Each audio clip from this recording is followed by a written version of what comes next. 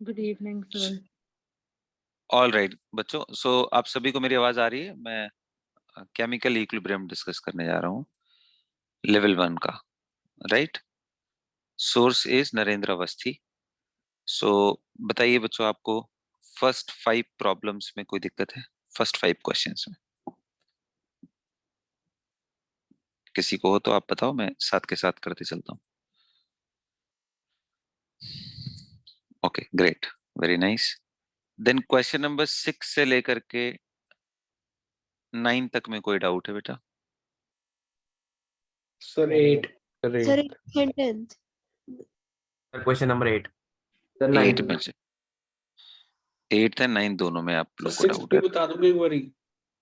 बता दूंगा, बिल्कुल बता दूंगा। क्वेश्चन नंबर 5 पे बेस्ड है, तो एक बार पहले 5 को पढ़ लेते हैं। तो consider the reaction 2SO2 plus O2 forming 2SO3, जिसका केसी दिया है 278 मोलर इनवर्स, है ना। So 0.001 mole of each of the reagent SO2 this and this are mixed in 1 litre flask. चलो बढ़िया है, 1 लीटर दिया तो जो मोल वही उनका concentration. Determine the reaction quotient of the system and the spontaneous direction of the system. देखो, Q value क्या होता है? मैंने बोला था क्यू वैल्यू बिल्कुल एक्सप्रेशन देखने में वैसा ही लगता है जैसे कि इक्विलिब्रियम कांस्टेंट का, लेकिन फर्क क्या होता है? क्यू वैल्यू किसी भी मोमेंट पे हम लिखते हैं तो वो क्यू वैल्यू होता है, और जब ये इक्विलिब्रियम हो, एट इक्विलिब्रियम, तो उस टाइम पे इसी को क्या लिखते हैं? इक्विलिब्रियम कांस्टेंट के। तो अब ये वैल्यू देखो, इन्होंने जिस मोमेंट पे पूछा है उस मोमेंट पे सारी वैल्यूज दी हुई हैं, 0.001, एंड फिर उसके बाद पॉइंट ऑफ, अच्छा, ईच ऑफ द रिएजेंट, तो फिर तो बहुत ही आसान हो गया। तो सभी का कंसंट्रेशन यहाँ रख दो ना बाबा, 0.001, इसका स्क्वायर कर देना अपॉन 0.001 का स्क्वायर, एंड 0.001 नीचे आ गया तो ये कैंसिल हो गया। एंड 0.001 का मतलब क्या हुआ? ये 10 के पावर -3 ऊपर जाएगा तो 10 के पावर +3 आ जाएगा, तो यानी 1000 है। और क्यू वैल्यू 1000 है और इक्विलिब्रियम कांस्टेंट कितना है? 278। तो क्या समझ में आया? Q is less than K। तो जब, सॉरी सॉरी सॉरी, रिएक्शन को Q, बैकवर्ड। हाँ, Q is greater than K हो गया ना, सॉरी 1000 है ना ये, Q is much greater than K। तो जब Q ग्रेटर देन K हो जाए तो ये किधर आएगा भाई? Q तो हमेशा क्या बनना चाहता है? K। तो ये किसके बराबर होना चाहेगा? K के। उसके लिए रिएक्शन किधर जाएगा? तो भाई हमें Q को कम करना है, Q को डिक्रीज करना है। तो Q कब डिक्रीज हो जाएगा? जब ये डिक्रीज हो और ये सब इंक्रीज हो। तो यानी रिएक्टेंट फॉर्म होना चाहिए, प्रोडक्ट कम होना चाहिए, तो किधर आए वो? बैकवर्ड। आगे बात समझ में? तो ये तो रहा 5th प्रॉब्लम। अब आते हैं आगे, देखते हैं क्या बोल रहे हैं। In question number 5, the mixture of the gases are allowed to come to equilibrium, the volume of the reaction vessel was then rapidly increase by a factor of 2। ध्यान से देना, इसने बोला है कि मान लो ये इक्विलिब्रियम पे आ चुके हैं। कौन सा वाला? 2SO2 प्लस O2, ये 2SO3। अब मान लो ये इक्विलिब्रियम पे आ चुके हैं। अब बोल रहे इक्विलिब्रियम पे आने के बाद अचानक से इसका वॉल्यूम क्या कर दिया? रैपिडली डबल कर दिया, जो V था उससे 2V कर दिया।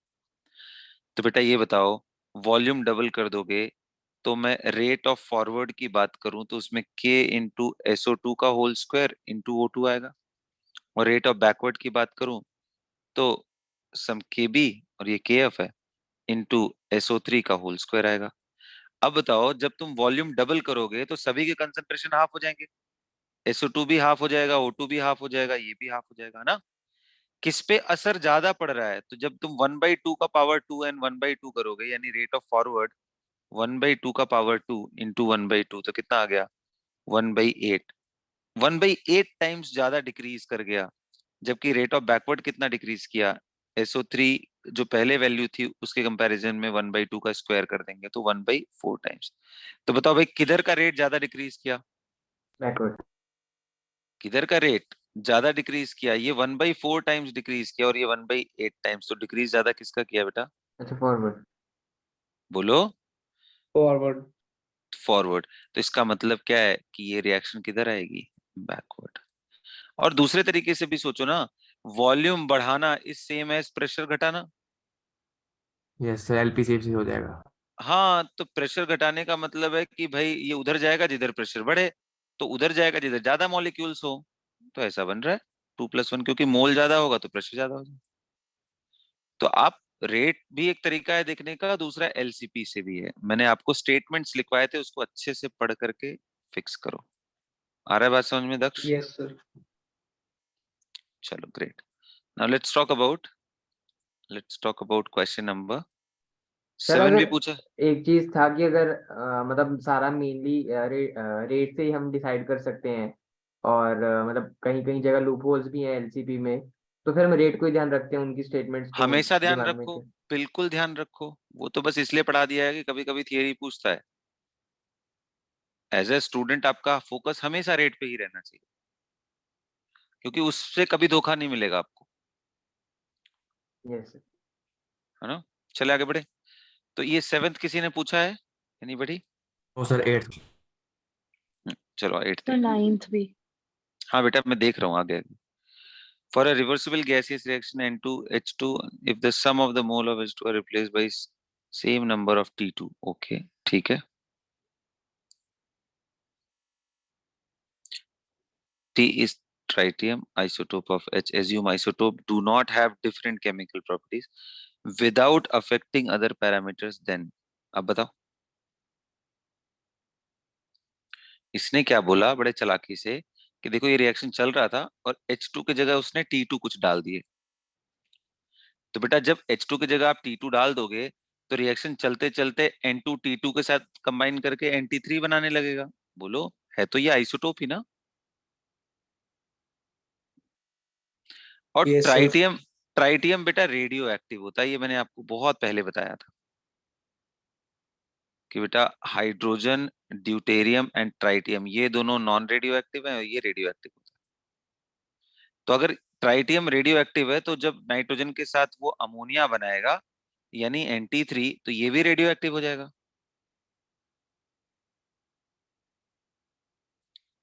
तो आ रहा है बात समझ में? The sample of the ammonia obtain after some time will be radioactive, बिल्कुल सही statement. moles of N2 after the change will be different as compared to the moles of N2 present before। ये क्यों अलग होगा भाई? जब हमारा reaction equilibrium पे आ गया है तो जितने मोल इसके पहले थे उतने ही मोल बाद में भी रहेंगे। अरे आपने H की जगह T डाल दिया है, केमिकल प्रॉपर्टी सेम है, तो ये इधर बन भी रहा होगा टूट भी रहा होगा, तो इसके मोल में कोई चेंजेस नहीं आएंगे अगर इक्विलिब्रियम आ चुका लेकिन हो। सर रेडियो एक्टिव रिएक्शन में ऐसा नहीं होता कि मोल्स कम हो जाते हैं बाद में जाकर, ऐसा कुछ डिफरेंस नहीं आता? अरे बेटा वो आता है, लेकिन ये एज्यूम करो कि इसकी हाफ लाइफ ठीक ठाक ज्यादा बड़ी है ना, 12.5 साल का हाफ लाइफ होता है, अप्रोक्सीमेटली 12.33 ईयर्स। तो उतने समय के बाद ये गायब होना शुरू होगा। तो ये उस फैक्टर को नेग्लेक्ट करते हुए करो। अगर वो फैक्टर ले लोगे तो आपका ये तो गायब हो जाएगा, ये तो अनस्टेबल स्पीसीज हो जाएगा, है ना। यस सर तो यस सर। नहीं तो उस चीज को अभी नेग्लेक्ट करते हुए क्वेश्चन में और अच्छा रहता अगर उन्होंने ये बोला होता कि कि एज्यूमिंग सैंपल, रिमेन सेम। हाँ डिटोरिएट नहीं हो रहा है। समझ गए बात? The value of Kp and Kc will change, ये तो बहुत ही बकवास है, ये क्यों चेंज करेगा जब सारी प्रॉपर्टी सेम है इनकी, और केमिकली ये दोनों सेम है, तो इन पे कोई खास फर्क नहीं पड़ेगा। आइडियली फर्क पड़ता है, अगर आप पूछोगे ना तो फर्क पड़ता है, क्योंकि hydrogen and deuterium and tritium के बॉन्ड सिमिलर नहीं होते, टीटी का बॉन्ड अलग होता है, थोड़ी एनर्जी ज्यादा होती है इसकी टीटी की। लेकिन मतलब इनके सेंस को समझो कि एज्यूमिंग आपको यहाँ पे और अच्छे से ऐड करना था, तो यहाँ पे और अच्छा ये पॉइंट ऐड करना थी कि एज्यूमिंग कि इनके बॉन्ड एनर्जीज भी ऑलमोस्ट सिमिलर हैं। मतलब ये क्वेश्चन आपसे ये पूछना चाह रहे थे basically dynamic nature of equilibrium के बारे में, तो चलेगा ये सब पॉइंट, है ना। Average molecular mass of the new equilibrium will be same as that of old equilibrium. आप देखो, average molecular mass of the new equilibrium will be, भाई जब आप ट्राइटियम डाल दिए तो कितने लोग समझ रहे हैं कि सर चलो इनके मोल्स अगर सेम भी रहते हैं तो भी तो ट्राइटियम का मास ज्यादा हो गया, और हमने मोलर मास एवरेज का फॉर्मूला सीखा है, total mass by total mole. Moles. Total moles अगर फिक्स भी हैं तो टोटल मास तो चेंज कर गया ना, क्योंकि आपने टी डाल दिया, T is triple in weight as compare to H. ये 1 होता है तो ये 3 होता है। आ गया बात समझ में? Yes sir. अंडरस्टूड। चलो अब हम 9th देख लेते हैं। तो अब देखो इन्होंने क्या बोला है, for the synthesis of ammonia by reaction N2 + 3H2 forming 2 ammonia in the Haber's process. Fine. The attainment of the equilibrium is correctly predicted by the curve. Okay.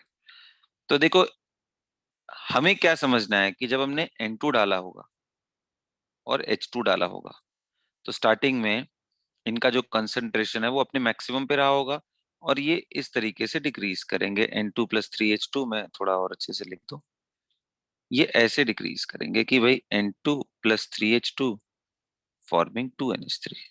तो अगर मान लो A0 B0 ले रखा है तो ये A0 - 2x, sorry A0 - x होगा और ये B0 - 2x हो जाएगा और ये 2x बन जाएगा।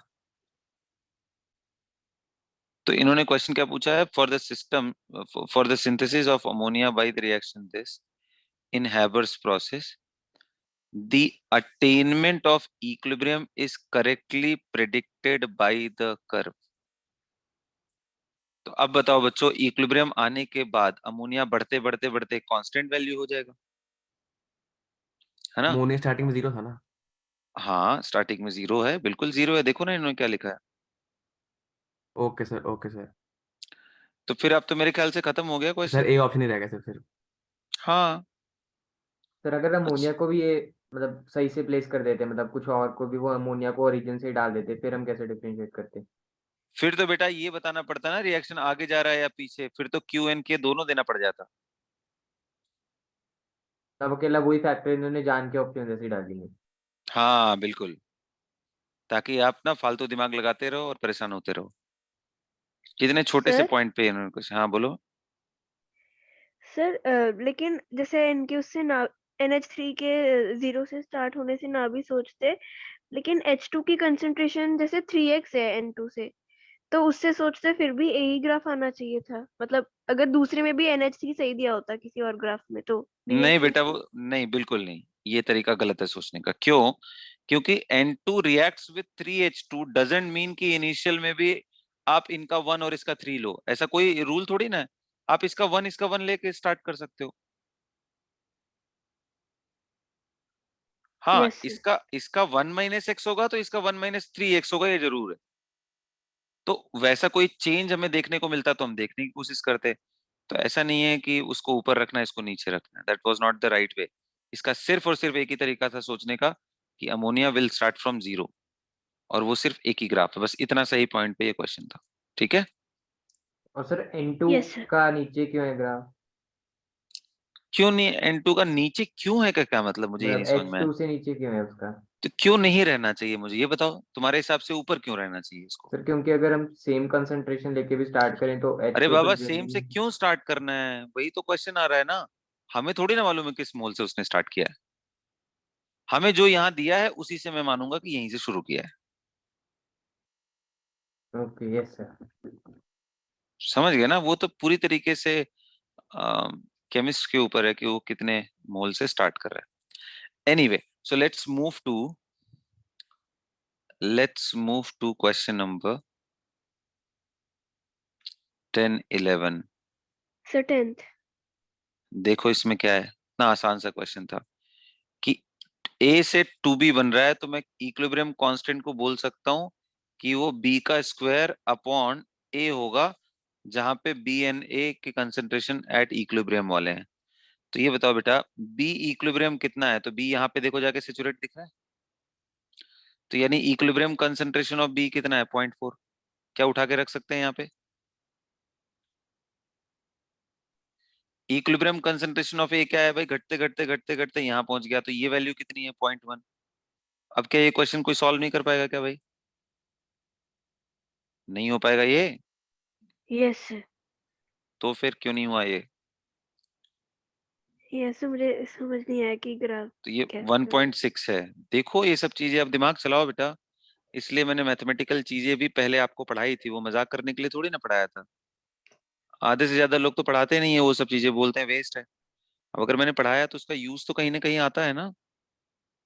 आपको यस। उसका यूज आएगा थर्मो में, आपको उसका यूज आएगा इक्विलिब्रियम के अंदर, फिजिकल के जो अच्छे टॉपिक्स हैं आगे चल करके उसमें भी आएंगे। तो सारे ग्राफ जो मैंने पढ़ा रखे हैं अच्छे से रिवाइज करो। Yes sir. चलो बेटा आगे देखते हैं। क्वेश्चन नंबर 11, 12 एंड 13, कोई डाउट?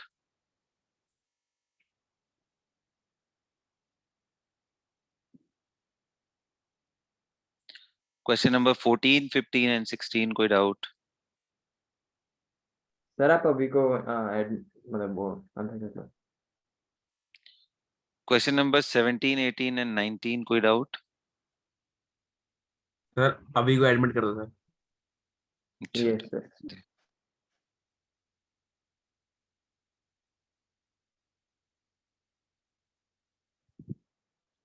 है ना? चलो हाँ भाई, मैं क्या बोल रहा था कि 10th के बाद से लेके 10th से लेके 15 तक कोई डाउट?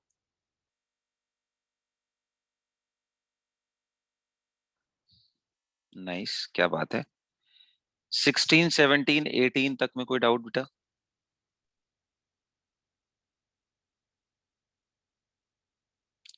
नाइनटीन, 20 एंड 21 में कोई डाउट?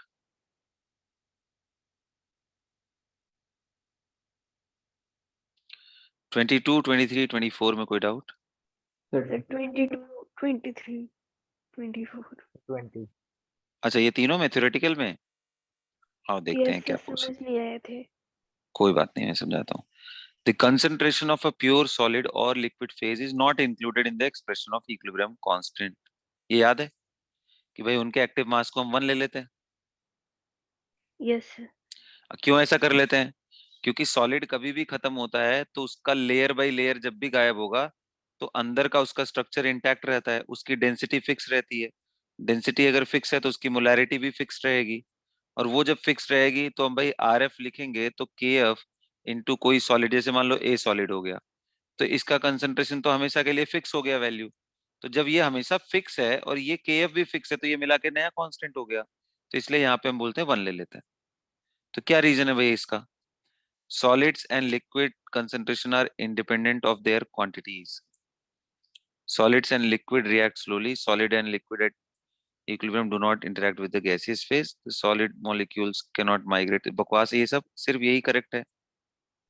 इनका कंसंट्रेशन कहाँ चेंज हो रहा है भाई? इसका तो जो अंदर का स्ट्रक्चर है वो तो हमेशा इंटैक्ट ही रह रहा है ना। वॉल्यूम चेंज इनसिग्निफिकेंट होता है। नहीं मतलब वॉल्यूम चेंज होने दो ना बाबा, वॉल्यूम चेंज होगा तो उसी हिसाब से। अरे तुम ऐसे समझो बेटा कि एक मैं बोल दूं कि NaCl है, NaCl सॉलिड है, और वो मैंने बोल दिया कि यार मैंने 10 लीटर का ले रखा था, फिर मैंने बोला कि यार इसको ब्रेक करके क्रिस्टल के फॉर्म में मैंने एक छोटा क्रिस्टल ले लिया जो कि 1 लीटर का है। क्या इन दोनों की मोलैरिटीज अलग अलग होंगी क्या NaCl की? नहीं, वो किस पे डिपेंड करेगा? इनके डेंसिटी पे। तो मान लो अगर उसका 3/4 पार्ट खत्म भी हो गया रिएक्शन में तो भी तो ये एक पार्ट बचा रहेगा, उसकी डेंसिटी तो वही रहेगी ना। क्या सॉलिड की डेंसिटी चेंज होगी बेटा रिएक्शन करते समय? नो बताओ। सर। तो जब नो सर। वो जब वो चेंज ही नहीं होगी, तो जब डेंसिटी उसका फिक्स है तो मैं इतना बोल सकता हूँ डेंसिटी फिक्स होने का, जैसे मान लो डेंसिटी है 2 ग्राम पर ml, तो मैं इतना हमेशा बोलूंगा ना कि भाई इसके 2 ग्राम ही होंगे 1 ml में, या 2000 ग्राम्स होंगे 1 लीटर में। तो 2000 ग्राम का मोल तो हमेशा एक फिक्स वैल्यू है ना। तो वो यस टाइम के सर साथ कहाँ चेंज कर रहा है? तो इसीलिए बोल रहा है कि उनकी कितनी क्वांटिटी आपने लिया है, आपने 10 ग्राम लिया है कि 20 ग्राम लिया है कि 50 ग्राम लिया है ना, उस पे कोई फर्क पड़ता नहीं है। कई यहाँ और अच्छा होता अगर उसने ये लिखा होता कि डेंसिटी इसकी फिक्स रहती है, बट कोई बात नहीं, ये भी सही है। Yes sir. हाँ, अब पूछ रहा है कैटलिस्ट क्या होता है। Catalyst is substance which increases the equilibrium concentration of the product, changes the equilibrium constant of the reaction, shortens the time to reach equilibrium and supplies energy to the reaction। अब बताओ बेटा, मैंने आपको क्या समझाया था कि जब कभी भी कोई केमिकल रिएक्शन होता है तो ये एक्टिवेशन बैरियर होता है, ये हमारा रिएक्टेंट है, ये प्रोडक्ट है। जब कैटलिस्ट डालते हैं तो ये एक्टिवेशन बैरियर को कम कर देता है, यही बताया था मैंने। Yes sir. Yes sir. Yes sir. तो बेटा बताओ, क्या ये प्रोडक्ट का एनर्जी को चेंज किया क्या इसने? नो नहीं सर, सर। पहले भी यही था अभी भी यही है। क्या रिएक्टेंट की एनर्जी को चेंज किया क्या? नहीं सर, पहले भी यही है बाद में भी यही था। तो इनकी एनर्जीज को नहीं चेंज क्या किया, फिर ये इसने एक्टिवेशन एनर्जी को सिर्फ चेंज कर दिया। अच्छा, फॉरवर्ड बैकवर्ड दोनों का सेम अमाउंट से चेंज किया इसने। अगर फॉरवर्ड का एक्स डिक्रीज किया है तो बैकवर्ड का भी एक्स डिक्रीज किया, इतना ध्यान है। तो जब एक्टिवेशन एनर्जी डिक्रीज करती है तो रेट कांस्टेंट बढ़ जाएगा, क्योंकि rate constant is equal to A E to the power minus A by R T. अगर ये डिक्रीज हो रहा है तो ओवरऑल ये वैल्यू पूरी पूरी इंक्रीज हो जाएगी। यस और नो? Yes sir. यस तो सर। इसका मतलब कि रेट कांस्टेंट बढ़ गया तो रेट भी बढ़ जाएगा, और रेट फास्ट हो जाए तो इक्विलिब्रियम जल्दी आ जाएगा ना भाई।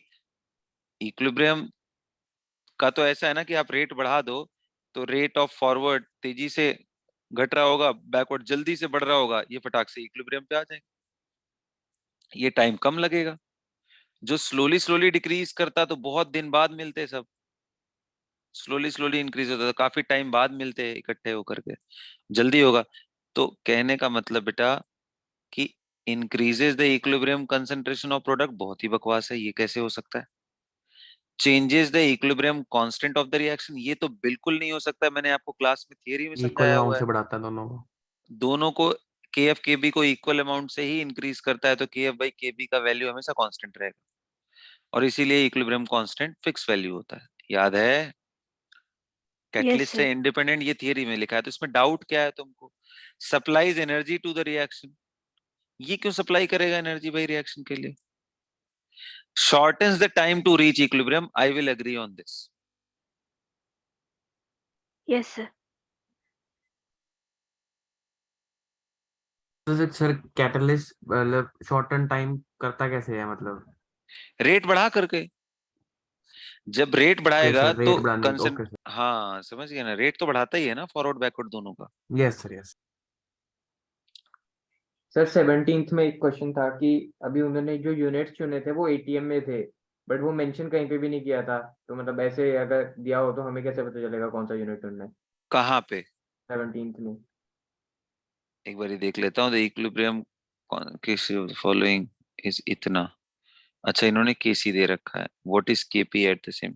देखो देखो, जनरली इसको एटीएम में ही एक्सप्रेस करते हैं बेटा, क्योंकि मैंने आपको बताया था गैसियस सब्सटेंस का जो एक्टिव मास है इन टर्म्स ऑफ प्रेशर, वो प्रेशर इन एटीएम होता है, मैंने आपको बताया था क्लास में ये ना। एक्वस सॉल्यूशन का मोलैरिटी होता है मोल पर लीटर, और इनके लिए प्रेशर इन एटीएम। तो जब नहीं दिया हो तो बाय डिफॉल्ट आपको एटीएम में ही डालना है। Okay sir. समझ गए? हाँ जी, और कोई सर डाउट हाँ बेटा सर बताओ। 23 में एक ये भी था कि जो कैटलिस्ट है वो रिएक्शन को फास्ट करने के लिए कोई भी एनर्जी सप्लाई नहीं करेगा मतलब।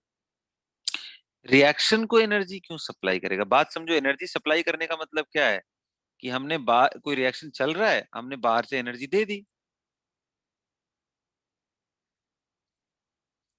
तो क्या कैटलिस्ट, मतलब कैटलिस्ट जैसे ही वो अंदर आ गया वो तो खुद एक सिस्टम का पार्ट हो गया ना बेटा। आ रहा है बात समझ में? यस तो सर। उसके सप्लाई करने ना सप्लाई करने का क्या मतलब है ये? वो तो एक एक्टिव मतलब वो भी एक तरह का कंपाउंड ही है, वो हमने डाल दिया है अंदर, तो वो क्यों सप्लाई करेगा? वो कोई एलियन स्पीसीज थोड़ी ना, वो भी कुछ ना कुछ कंपाउंड ही होते हैं ना। कैटलिस्ट क्या होते हैं? जैसे कभी आप बोलो अमोनिया के प्रोडक्शन में हम इसके अंदर नॉर्मली करते हैं तो बहुत ज्यादा टेम्परेचर पे अमोनिया प्रोड्यूस होता है, बट इसमें आयरन कैटलिस्ट डाल देते हैं तो रिलेटिवली लोअर टेम्परेचर पे बनने लगे। तो क्या आयरन कोई एलियन स्पीसीज है? नहीं, atom and group of atom ही अंदर डाल दिया, मैकेनिज्म थोड़े चेंज कर दिए, जल्दी हो गया रिएक्शन। हमने आयरन डाला है, हमने एनर्जी नहीं डाली, यस सर। है ना। तो रूट चेंज होकर के तो बेस्ट। अच्छा, उसमें चलो तुम्हें डाउट हो भी सकता है, इसमें तो डाउट ही नहीं होना चाहिए, shortens the time to reach equilibrium. Yes तो सर। कई बार क्वेश्चन में अगर हो सकता है कि डाउट आ रहा हो तो जो बेस्ट आंसर आपको दिख रहा हो उसी को टिक करो सिंगल चॉइस में। Yes sir.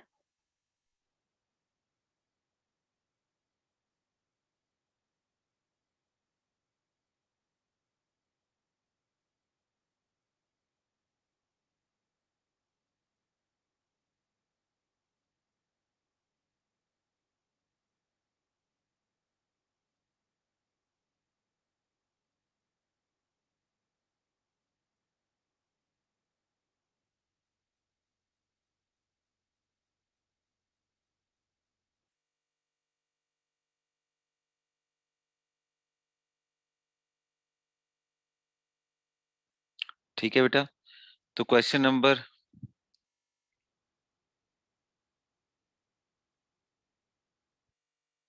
कहाँ तक हो गया हमारा? 24 तक ना?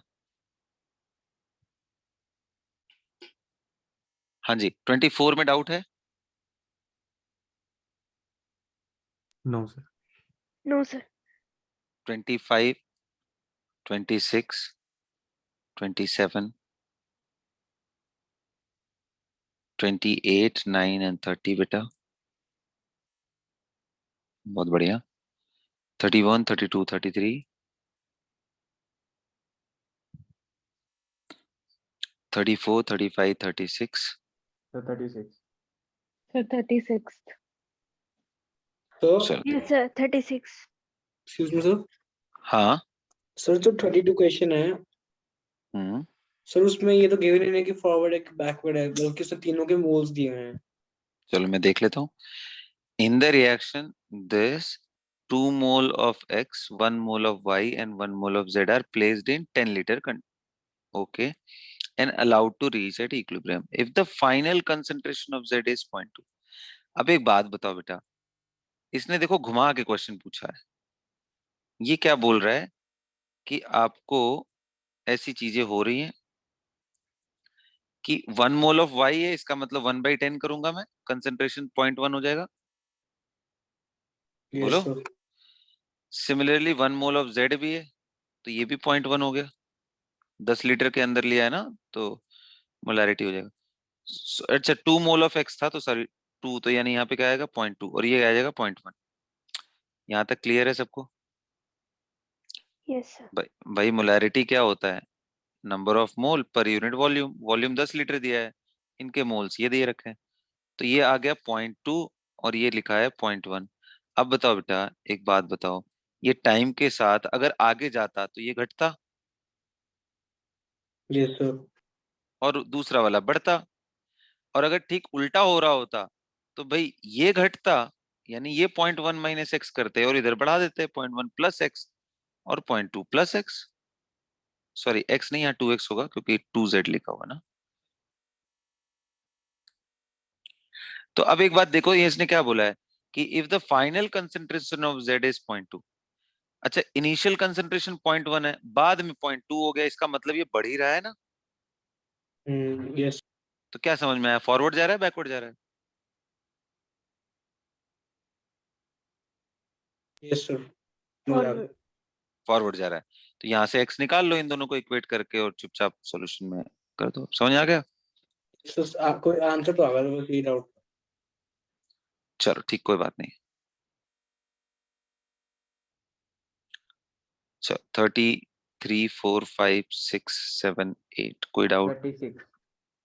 36। 36। ओके 36। देखते हैं इसमें क्या बोल रहा है कि when sulfur in form of acid is heated at temperature T, at equilibrium the pressure of S8 falls by 30% from 1 atm. All right, because S8 is partially converted into S2. Find the value of Kp। बहुत आसान question है, बेहद आसान है ना, इससे easy कोई question मैंने नहीं देखा लाइफ में। तुम लोग इसके ना वर्डिंग्स में फंस गए। ये बोल रहा है एसेट है, यहाँ देखो ध्यान से, इन्होंने एसेट को गैस दिखा रखा है, हालांकि एसेट के फॉर्म में वो सॉलिड होता है, बट हाई टेम्परेचर कर दो तो गैस भी बन जाता है। तो इन्होंने, तो S8 में यहाँ पे गैस लिखूंगा, और ये ब्रेक किस में कर रहा है बेटा? S2 में। तो बताओ भाई, पहले तो यहाँ कितना मोल लिखूं मैं कि दोनों तरफ सल्फर बैलेंस हो जाए? 4 लिखूं?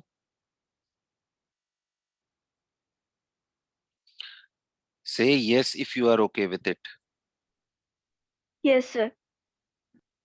ना।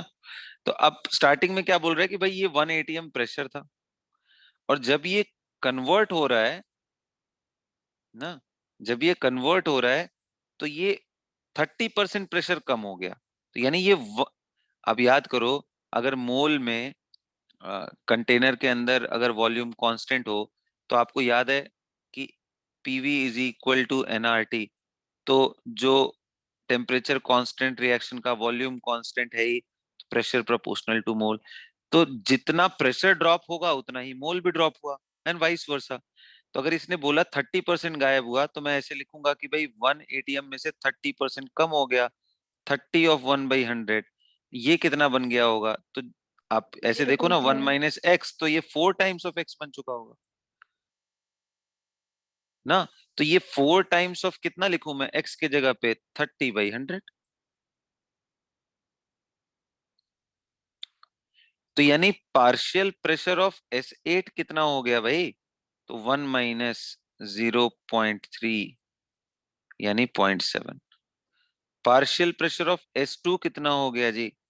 4 times of 0.3 which is coming out to be 1.2 ATM। अब बच्चों, दोनों का पार्शियल प्रेशर मालूम, तो क्या केपी का एक्सप्रेशन आपको नहीं मालूम है कि पार्शियल प्रेशर ऑफ S2 का whole power 4 divided by partial pressure of S8। अब यार ये वैल्यूज उठा के नहीं रख दोगे क्या यहाँ पे? ये वैल्यूज उठा के नहीं रख दोगे क्या? सॉल्व नहीं कर लोगे क्या, बताओ? तो ये टफ था कि इजी क्वेश्चन था? यस अब सर यही मैंने बोल दिया होता तुमको सिंपल सिंपल कि भाई पहले 1 था, अभी 0.7 है, तो आप फट से कर ले जाते। बैलेंस किया नहीं इसने, आपको यहाँ बैलेंस करना था। एक छोटा काम ये करना था, दूसरा काम ये करना था कि 30% डिक्रीज को कैसे लिखते हैं वो। ये दो काम करने के बाद इस क्वेश्चन में कोई दम ही नहीं है।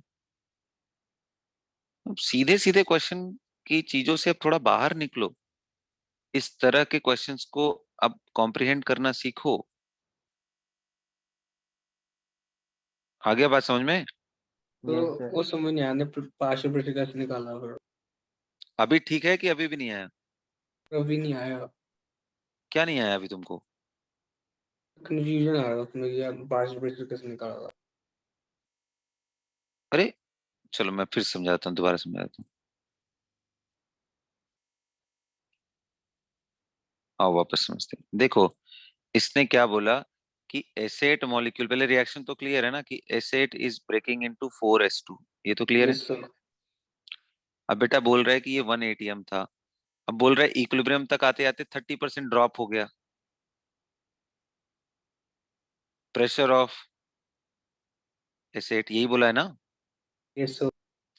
तो ये बताओ 30% ड्रॉप होने का मतलब अब फाइनल प्रेशर कितना हो गया इसका?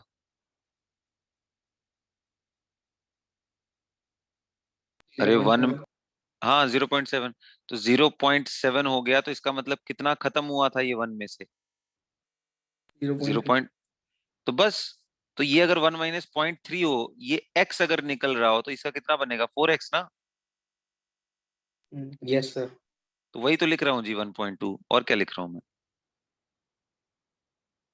ओके। इसका 0.7 लिख रहा हूँ, इसका पॉइंट, और उसके बाद मैंने केपी का एक्सप्रेशन बना लिया कि पार्शियल प्रेशर ऑफ S2 का power 4 divided by partial pressure of S8। अब ये वैल्यूज उठा उठा के डाल दिया बस। अब समझ में आ गया? Yes sir.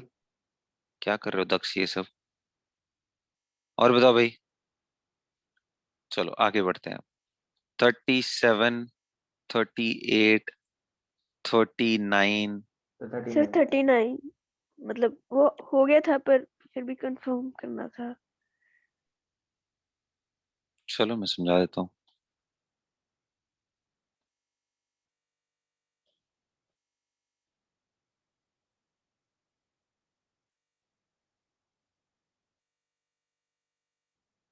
थर्टी नाइन देख लेते हैं।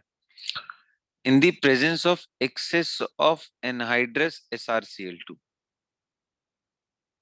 the amount of water taken up is governed by Kp is equal to this for the following reaction at this. Hmm.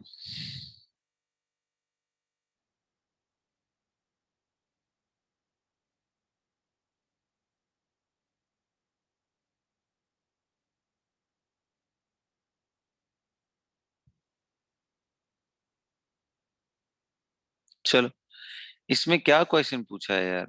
हमें तो बस इतना मालूम है, in the presence of excess of anhydrous SrCl2 the amount of water taken up is governed by Kp is equal to this.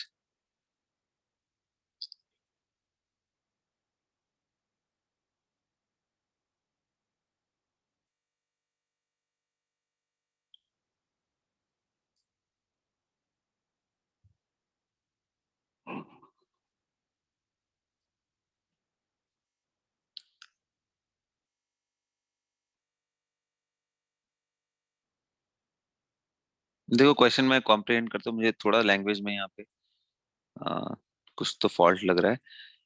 In the presence of excess of anhydrous SrCl2, the amount of water taken up is governed by Kp is equal to इतना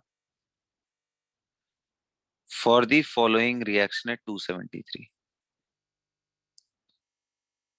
है ना. So basically ये बोल रहा है कि अब यहाँ एनहाइड्रस SrCl2 की जगह पे एनहाइड्रस SrCl2 समझते हो क्या होता है? ऐसा SrCl2 जिसके अंदर कोई वाटर ना हो, ना तो H2O ना तो 2H2O, या यूं समझ लो कि 6H2O से अगर मैं वाटर निकाल लूं तो ये बन गया एनहाइड्रस फॉर्म. तो मुझे लग रहा है यहाँ पे इसके बारे में वो बात कर रहे हैं, पूरा वाटर निकाल नहीं रहे हैं. ठीक है, फिर भी मैं देख लेता हूँ एक बार क्या बन रहा है. हम लोग मिलाते हैं, फिर देखेंगे अगर कुछ करेक्शन करना होगा तो क्वेश्चन में कर लेंगे. राइट. तो in the presence of excess of anhydrous SrCl2, the amount of water taken up is governed by Kp is equal to 10 के power 12 atm to the power -4. ठीक है. तो for the following reaction at 2, इसका Kp दिया हुआ है आपको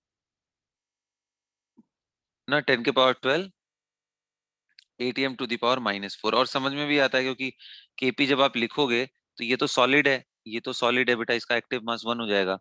तो Kp का जो एक्सप्रेशन भी आएगा वो partial pressure of water 1 upon और इसका पावर 4 हो जाएगा.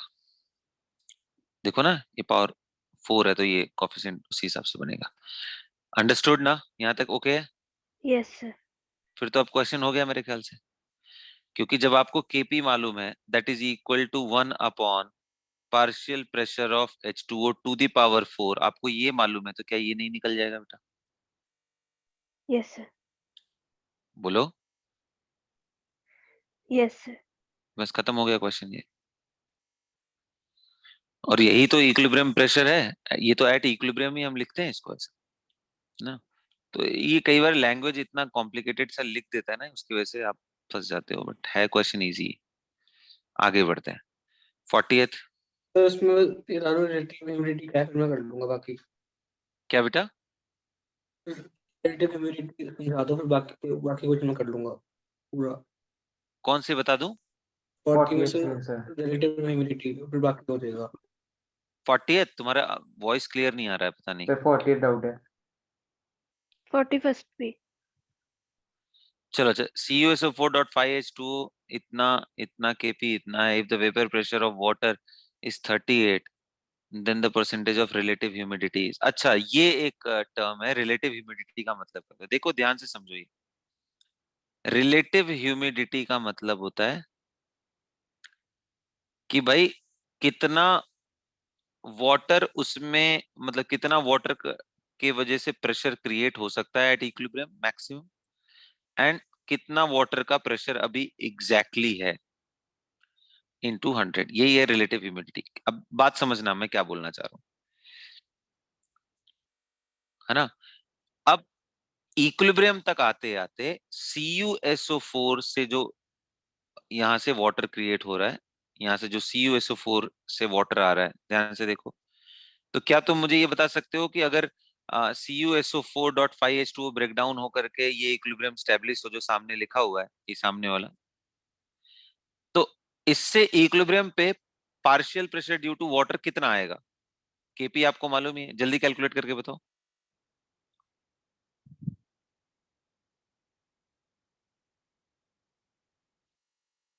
कैलकुलेट करो और जल्दी बताओ.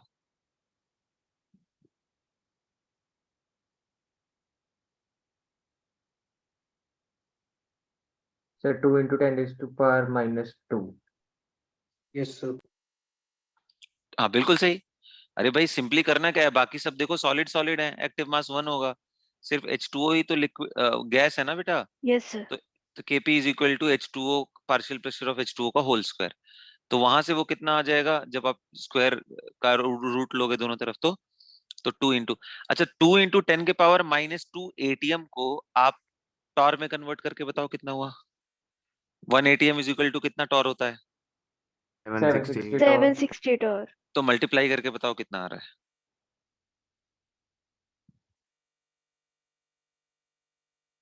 15.20 टॉर। कितना आ रहा है? सर इसी 2 × 10, यस सर। 15.20। 15.2। अच्छा इसने देखो कितना दिया है? 38।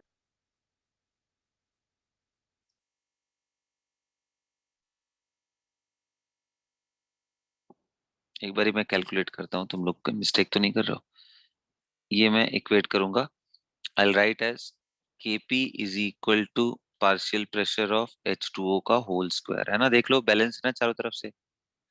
हाँ, तो अब ये वैल्यू दी हुई है 4 × 10⁻⁻4 ATM का स्क्वायर। यहाँ से partial pressure due to H2O कितना आ गया? 2 × 10⁻2 ATM। 2 × 10⁻2 इंटू 760, ये करके बताओ तो कितना आ रहा है भाई? तो 1520 × 10⁻², yes sir. 1520 into 10⁻²। 15.20। 15.20।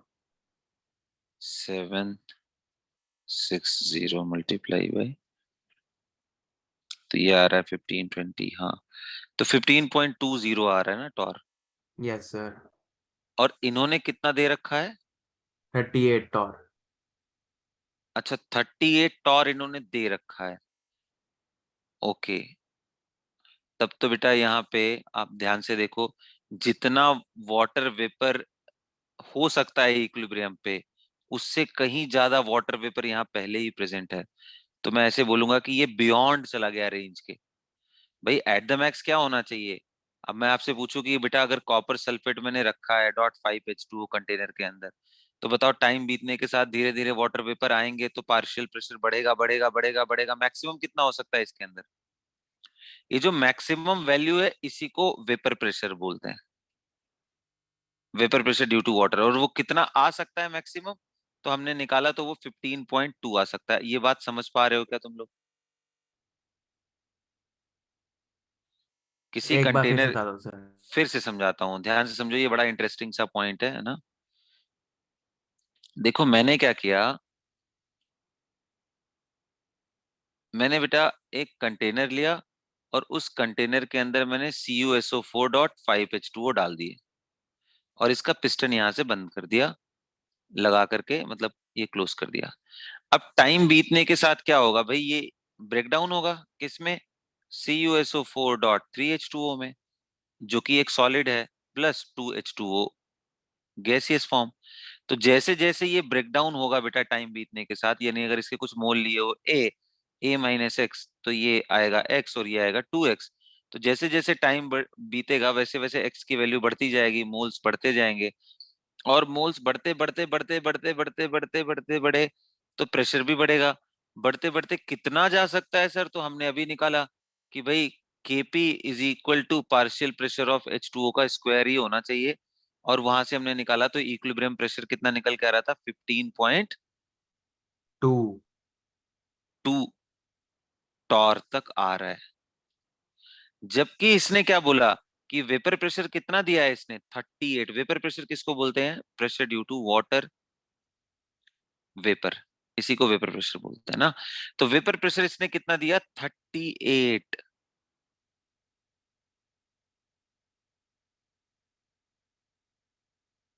Vapour pressure of water कितना दिया इसने? 38 38। दिया है। उस टेम्परेचर पे इसने कितना दिया है बेटा? 38 दिया है। आ रहा है बात समझ में? अरे यस क्लियर सर। हो रहा है? उस टेम्परेचर कितना दिया है? 38। Yes sir. तो तो तब बताओ कि और ये होता क्या है? जो रिलेटिव ह्यूमिडिटी का फॉर्मूला है, उसमें ये है कि कितना प्रेशर है ड्यू टू वाटर और कितना वेपर प्रेशर हो सकता है। इंटू 100, है ना, इंटू 100, ये होता है कैलकुलेशन। यस तो सर, आंसर आ गया, 40 आ रहा है, 0.4 आ रहा आ है रहा है, ना, डिवाइड करके। यस सर, इंटू 100 करना है। समझ में आ गया ना कि भाई वाटर का प्रेशर जो हमने निकाला है इस कंटेनर के अंदर वो कितना है 15.2, वो मैं ऊपर रख दूंगा। और इसका वेपर प्रेशर, ये वेपर प्रेशर यानी मैक्सिमम कितना हो सकता है वो इसने दे रखा है ऑलरेडी, कितना है 38 इसने बोल दिया है, तो इंटू 100। अब ये बात अब दिमाग में आपके आ रही होगी, सर ये 38 कैसे हो सकता है, इक्विलिब्रियम देख करके तो ये समझ में आ रहा है कि 15.2 ही हो सकता है यहाँ पे। तो बेटा मैं ये बताने की कोशिश कर रहा हूं कि इसका कंपैरिजन, ये जो कंपैरिजन कर रहा है, ये कंपैरिजन कर रहा है एटमॉस्फेयर में प्रेजेंट वाटर वेपर के, उसके साथ कंपेयर करना है। क्योंकि ह्यूमिडिटी आप कभी देखे होगे, जब भी हमें टेलीकास्ट होता है न्यूज, खास करके वो जो मौसम विभाग वाले जो नहीं आते हैं बताते हैं कि आज बारिश होगी या आज नहीं होगी, वो कैसे कैलकुलेट करते हैं, वो बताते हैं कि भाई एटमॉस्फेयर में जो उस टेम्परेचर पे, उस पर्टिकुलर टेम्परेचर पे कितना कैपेसिटी है वाटर होल्ड करने की, मैक्सिमम कैपेसिटी, वही उसका vapour pressure due to water होता है। इन टर्म्स ऑफ प्रेशर की मैं बात कर रहा हूँ, वही वेपर प्रेशर होता है। तो ये मैक्सिमम कैपेसिटी इसने दे रखी है 38, जो एटमॉस्फेरिक इन्वॉल्वमेंट है वो उतना हैंडल कर सकता है। जबकि जिस कंटेनर के अंदर हमने ये ले रखा है उससे जो जनरेटेड प्रेशर है वो 15.2 है। तो आंसर आएगा 15.2 डिवाइडेड बाई व्हाट टू से दिस वैल्यू 38 इंटू 100। तो ये जब कैलकुलेट करते हैं तो ये था। तो ये फॉर्मूला आप हमेशा ध्यान रखना, pressure due to H2O divided by vapour pressure, ये बल्कि लिख ही लो कहीं पे ना, तुम्हारे काम आएगा। हालांकि ये चीज सॉल्यूशन का टॉपिक है बट यहाँ पूछ लिया है। Relative humidity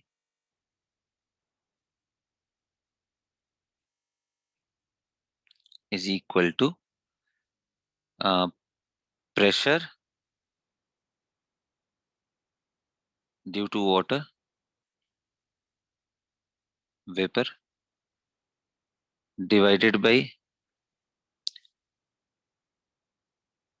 vapour pressure. देखो ये दोनों नाम एकदम एक से दिखते हैं, जिसको generally P not of H2O बोला जाता है, इंटू 100। ये है फॉर्मूला रिलेटिव ह्यूमिडिटी का। तो pressure due to water vapour कितना है और कितना वेपर प्रेशर है, इंटू 100, है ना। ये इसकी मैक्सिमम कैपेसिटी है जो बताता है, और ये अंडर द गिवन कंडीशन कितना प्रेशर डेवलप हो रहा है वो बताता है। तो हमने जब कंटेनर के अंदर लिया तो हमने देखा कि भाई ये प्रेशर 15.2 डेवलप हो रहा है, और इसने ऑलरेडी क्वेश्चन में दे रखा है वेपर प्रेशर 38 है, तो हमने नीचे रख दिया, इसको ऊपर रख दिया, इंटू 100 कर दिया। तो याद रहेगा सबको ये? Yes sir. चलो yes sir. Great. 2 minutes note कर। हाँ कर लो, नोट कर लो।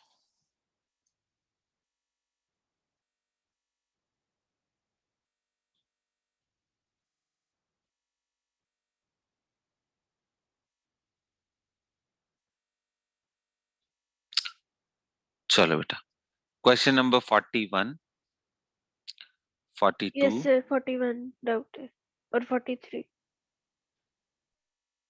ओके चलो आते हैं 41 पे, पहले देखते हैं ना।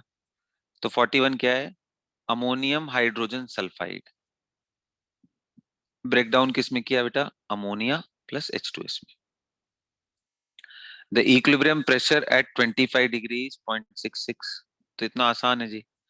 ये बताओ, ये सॉलिड है, ये ब्रेक कर रहा है इन दोनों में, तो इक्वल मोल में कर रहा होगा, इसका X तो इसका X, यानी इसका अगर P प्रेशर आ रहा होगा तो इसका भी P आ रहा होगा। और इसने इक्विलिब्रियम प्रेशर 0.660 रखा है, यानी कि partial pressure due to ammonia और partial pressure due to H2S, ये दोनों का सम आ रहा होगा 0.660। तो ये दोनों PP होंगे, तो P plus P is equal to 0.660। तो P की वैल्यू कितनी आ गई 0.330। और P अगर इतना आ गया तो Kp का वैल्यू क्या होगा बेटा, partial pressure due to ammonia multiply by partial pressure due to H2S and divided by 1, क्योंकि ये सॉलिड है। अब ये चुपचाप उठा के रख दो यहाँ पे वैल्यू और कर लो क्वेश्चन। ये उठा के यहाँ रख दो। आसान है कि नहीं ये? सर केमिकल रिएक्शंस के अंदर हम पार्शियल प्रेशर बाय सॉलिड या फिर जो लिक्विड होता है उसको नेग्लिजिबल मानते हैं इन फ्रंट ऑफ गैस। क्या बोल रहे हो? मतलब कि हम सॉलिड जो है वो कोई भी प्रेशर एक्सर्ट नहीं करता। सॉलिड? ए भगवान, कौन सी दुनिया में जी रहे हो बेटा? हम लोग जब कंटेनर के अंदर प्रेशर डेवलप करने की बात कर रहे होते हैं तो वो कौन सा प्रेशर होता है कि भाई ये जो गैसेस हैं ये जा करके इसके वॉल पे टक्कर मार रही हैं, आपस में अगर ये कोलाइड कर रही हैं तो ये जो कितना प्रेशर दे रही है वो सॉलिड तो बेचारा चैन से नीचे सो रहा है। इसका in wall of the container से क्या लेना देना? ये सर यही डाउट था कि ये प्रेशर लग का आ रहा है बेसिकली। गैसेस के केस में प्रेशर का मतलब ये जो कोलिजन से जनरेटेड प्रेशर है उनके बारे में बात हो रही है और वही प्रेशर हम लोग कंसीडर करते हैं। इसके लिए कुछ नहीं, इसको तो हमेशा एक्टिव मास 1 रखो ना। आप क्यों दिमाग लगा रहे हो बार बार एक ही चीज पे? अंडरस्टूड? Yes sir. चलो अच्छा ठीक है। Next thing is question number 42 and 43। 43। 43 देख लेते हैं, है ना। So 1 mole of pure ethyl alcohol was treated with 1 mole of pure acetic acid। तो चलो इथाइल अल्कोहल में उसको ए लिख ले रहा हूँ और दूसरा को बी लिख ले रहा हूँ ना, क्यों कौन फॉर्मूला लिखे इतना, 1 मोल दोनों का लिया हुआ है। At 25 degree Celsius 1/3 of the acid changes into ester. तो ये बन रहा है कोई सी एंड यहाँ पे वाटर बन रहा होगा। The equilibrium constant for the reaction will be. अच्छा बच्चों ये वैसे चलो मैंने एबीसीडी में लिख दिया, बट रियलिटी में आप ये रिएक्शन जानते होगे, आपके 10वीं में भी मेंशन है कि इथाइल अल्कोहल किसको बोलते हैं भाई, C2H5OH। और एसिटिक एसिड किसे बोलते हैं भाई, CH3COOH। अब ये दोनों मिलके क्या बनाते हैं? तो आपको ये रिएक्शन पढ़ा होगा और पढ़ना भी चाहिए आपको। एस्टेरिफिकेशन रिएक्शन में इसको उल्टा करके लिख रहा हूं। तो आप याद करो इसमें से H2O निकालते थे तो बन जाता था ये CH3C double bond O OC2H5 और प्लस वाटर। तो जब अगर ऐसा बन रहा है तो मैं इसीलिए A B C and water यहाँ पे लिखा है। अब समझ में आ गया क्या? अब ये क्वेश्चन हो जाएगा। सर यस सारी सर। चीजें लिक्विड में नहीं होती। क्या बेटा? इथाइल अल्कोहल, एसिटिक एसिड और जो प्रोडक्ट्स हैं वो सारे, मतलब इसमें से गैस कौन सा है? कोई गैस नहीं है, सबके सब लिक्विड है। तो इनकी कंसंट्रेशन हमको मतलब वो नहीं हो जाएगी? मैंने कब बोला कि लिक्विड का कंसंट्रेशन 1 लेते हैं? मैंने बोला था कोई भी लिक्विड लार्ज एक्सेस में लिया हो तो उसका 1 लेते हैं।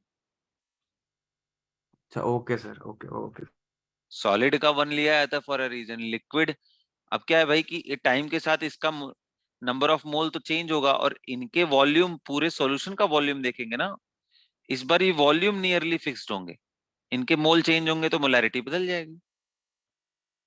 जब लार्ज एक्सेस होता है तो बोलते हैं कि यार पता चला ये 1 मोल ही और ये 1 लाख मोल हो गया।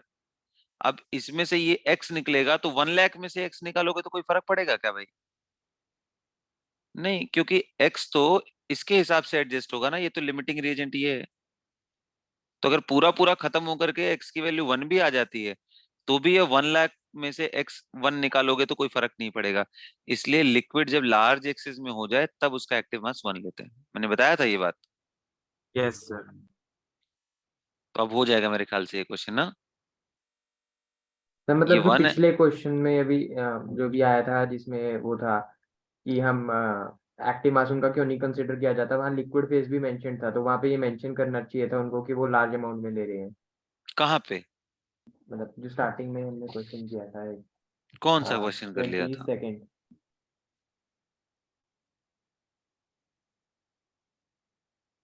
इसमें कहा है? इसमें सर अच्छा, लिक्विड फेज, यस सर। हाँ ओके ओके ओके। तो ये जब बोल रहे हैं तो यहाँ पे समझो, इनके फीलिंग्स को समझो कि ये क्या बोलना चाह यस। रहे, है ना। मतलब वही लार्ज एक्सिस में यहाँ पे एडिट कर लो अगर तुम्हें परेशानी ज्यादा हो रही है तो। वो तो अंडरस्टूड था। ठीक है, अब हो जाएगा ना। यस अब सर। ये क्या होगा भाई, ये 1 माइनस एक्स, ये 1 माइनस एक्स, ये एक्स एक्स होंगे। अब इसके हिसाब से देख लेना क्या दे रखा है।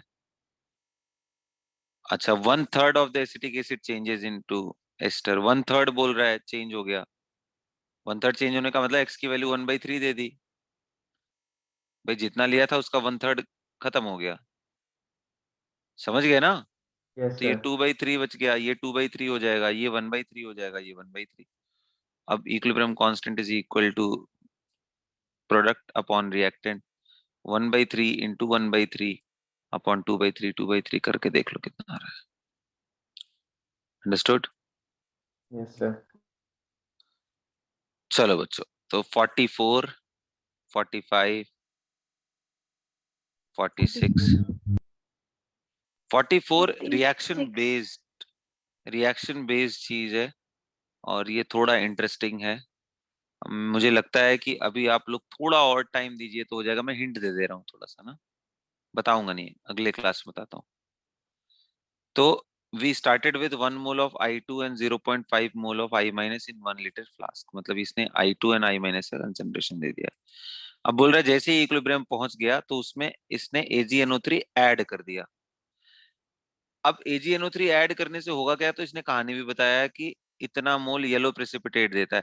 अच्छा, आपको मालूम नहीं होगा तो आप यहाँ लिख लेना AgI का येलो प्रेसिपिटेट मिलता है। इसका मतलब ये किससे रिएक्ट कर रहा है, Ag प्लस किसके साथ रिएक्ट कर रहा है इंस्टेंटली। और ये रिएक्शन कोई इक्विलिब्रियम वाला नहीं है, ये 100%। देखो प्रेसिपिटेशन रिएक्शन याद करो, मैंने पहला लेक्चर में आपको बताया था कि acid base reaction, precipitation reaction, ये इंस्टेंटेनियस रिएक्शन होते हैं, रिएक्शन डालते ही खत्म हो जाता है। तो ये इरिवर्सिबल चेंज है। तो ये जो देना चाह रहा है वो इसलिए कहानी आपको सुना रहा है बेटा, ये एक्सेस में है, ये इसलिए सुना रहा है ताकि आपको ये मालूम चले कि I माइनस कितना है सॉल्यूशन में इक्विलिब्रियम पे। आ गया बात समझ में? तो जब I माइनस आपको इक्विलिब्रियम का मालूम चल जाएगा तो बाकियों को भी आप निकाल ले जाओगे। ये अच्छा क्वेश्चन है, मतलब मैं ऐसे नहीं बताने वाला, बता तो पूरा ही दिया। अब आप उसके बाद भी ट्राई कर लेना, नहीं आएगा तो मैं अगली क्लास में फिर बता दूंगा। Yes sir. मतलब जैसे भी कॉमनली जो भी जो हैलोजन वाले ग्रुप हैं उनके एल्कली वाले मेटल्स के साथ जो बनते हैं उसमें ऐसा क्यों होता है कि ऊपर वाले का वाइट होता है, फिर पेड़ येलो हो जाता है, फिर येलो हो जाता है? ये पोलराइजेबिलिटी की वजह से है। ये चीज +2 में आपको ज्यादा थोड़ी समझ में आएगी। मतलब समझ में क्या आएगी, +2 के अंदर ये सब ज्यादा डिस्कस होंगे टॉपिक ना। कोर इनऑर्गेनिक वहीं पे शुरू होता है। मतलब मैंने तो उस चीज को करके ही किया था क्योंकि ठीक किया, कोई दिक्कत बाकी नहीं। एल्कली मेटल्स के साथ मैंने एज्यूम कर लिया यहाँ पे कि फिर आईसीएल येलो ही बने, मतलब अल्कली के आईसीएल। साथ नहीं कलर है बेसिकली, कलर इसके साथ है वो, सिल्वर आयन के साथ। लेड के साथ भी होता है ऐसे ही कलर, Pb+2 के साथ भी। ये सर तो उसका ही पीपी का एग्जांपल पहले कर रखा था। हाँ ठीक है, कोई बात नहीं। और ये वैसे ये सब चीजें अगर आपको ध्यान में, जब मैं मोल पढ़ा रहा था आप लोगों को, तब थोड़े थोड़े इस तरह के रिएक्शंस लिखवा लिखवा के हिंट आपको दिए थे कि बेटा ये इस कलर का होता है, ये इस कलर का।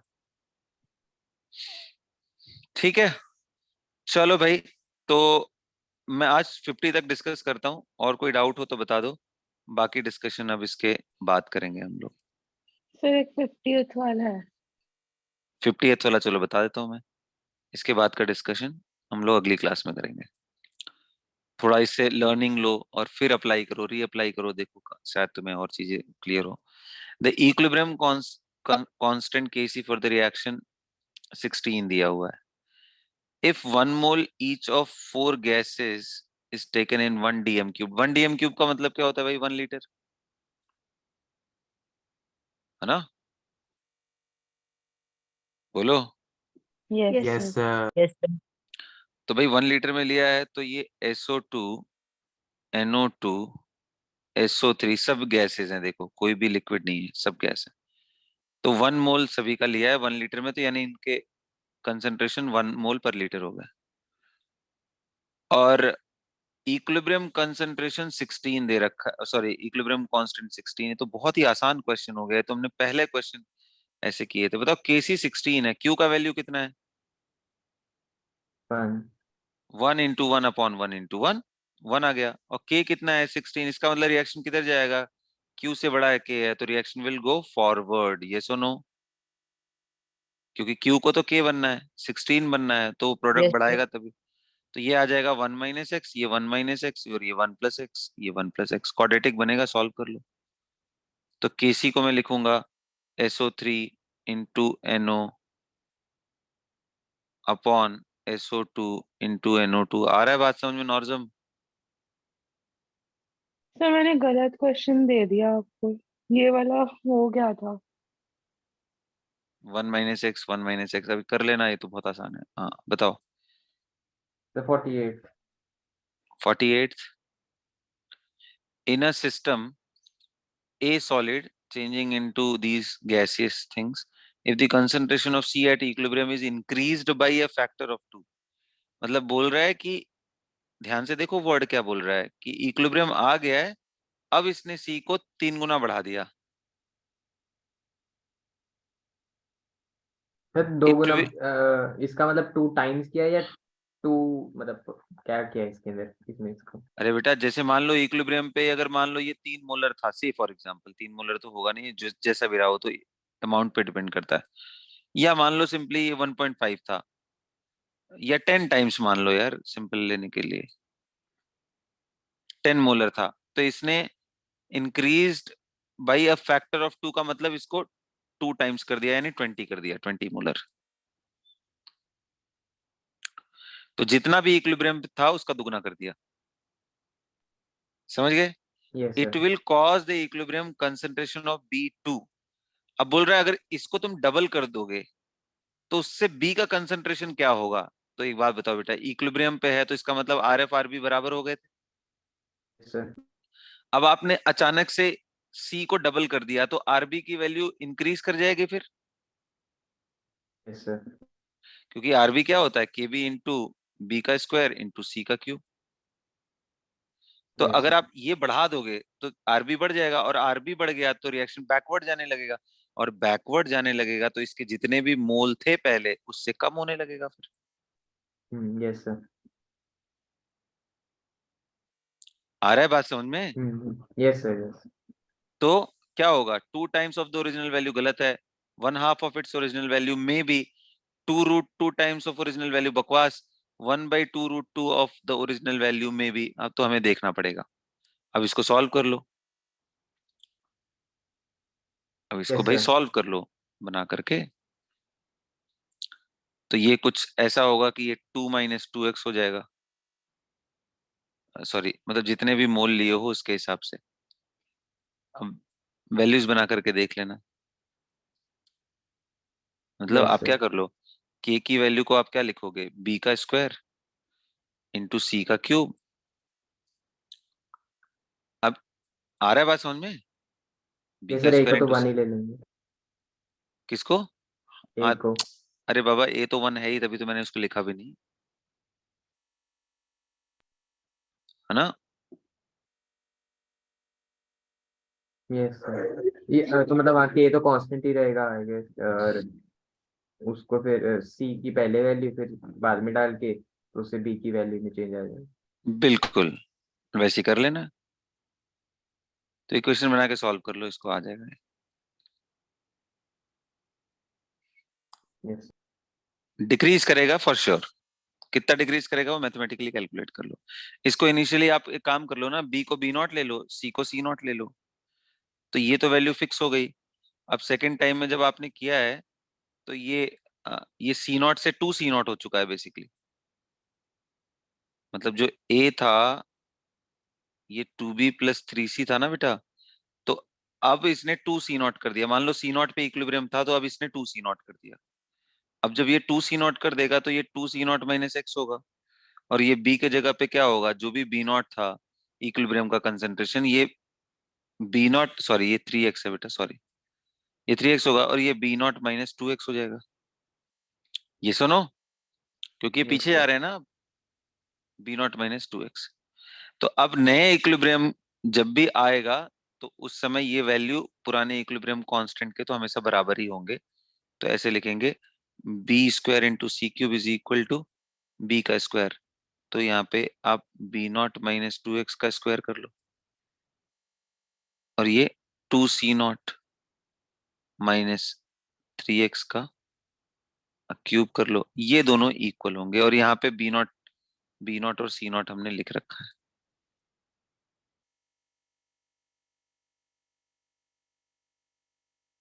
ये इनके इक्विलिब्रियम कंसंट्रेशन थे।